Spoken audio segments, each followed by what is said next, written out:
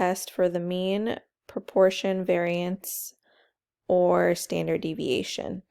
So in order to do that, we did a simple random sample of 230 major league players that had a mean of 17 point, we'll round it to 90 years of playing, and a standard deviation of 3.61 rounded years of playing, with a significance level of 0.05 to test the claim that the mean of the years of playing is greater than 13.27 years.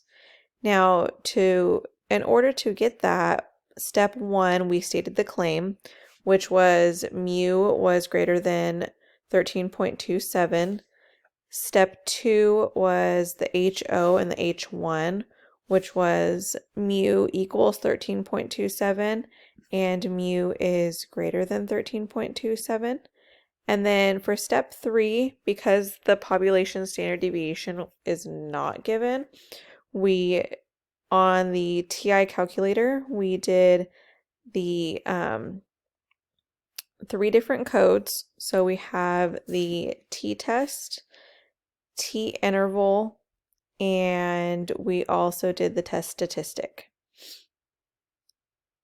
So according to the t-test, there are 2 critical values, but since we were testing a claim about mu greater than 13.27, the critical value is 18.365 years of playing, with using a C level of 0.95 and an A of 0.05. Now for step 4, for the sample for the test statistic, N, which is the subjects of 230, the mean of 17.895652, which we can round to 17.9. We have mu, which is 13.27, and the standard deviation, which is 3.6119015, which we can round to 3.61.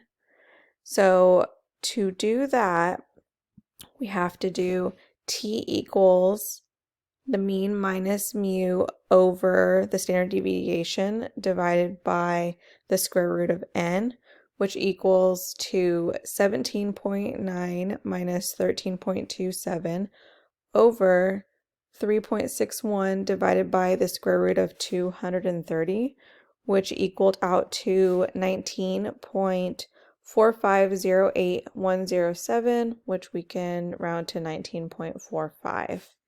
The step 5, which is the conclusion, the claim fails to reject HO because the test statistic of 19.45 years of playing is greater than the critical value of 18.365 years of playing.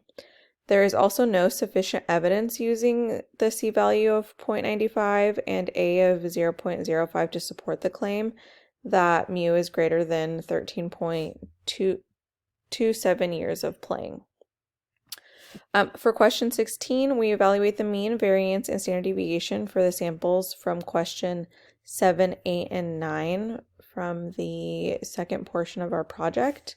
And for that, for question 7, in order to find the mean, we have to do the standard error over n, which equaled to 18.5.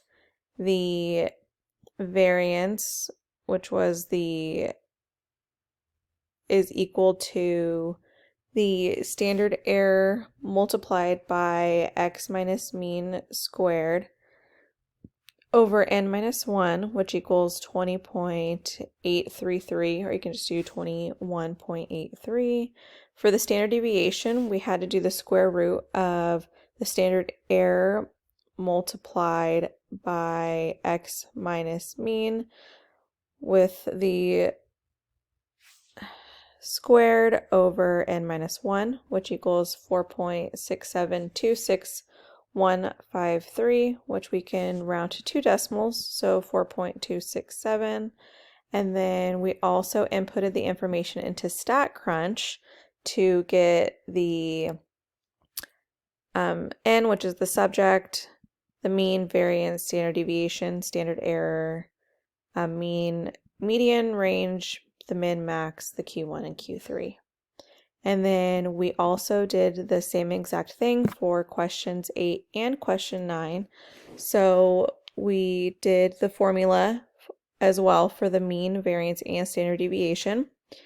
And we also ran that on StatCrunch as well to get the mean of 15.5, the variance of 13.833, and the standard deviation of 3.7. We can round that to 3.72. And then below is the StatCrunch formula as well to show that the mean, variance, and standard deviation are correct. Question 9 is also the same as questions 7 and 8. Same formulas for all three, the mean, the variance, and their standard deviation. The mean is 19.6, the variance is 16.04, and the standard deviation is 4.00, or we can round it to 4.01. And then again, we do have the StatCrunch formula to conclude that the answers that we do have above are correct. And to get the numbers to input for questions for number 16, we go to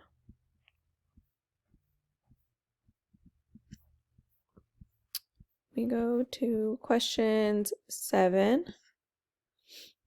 8, and 9 in order to get the information to input for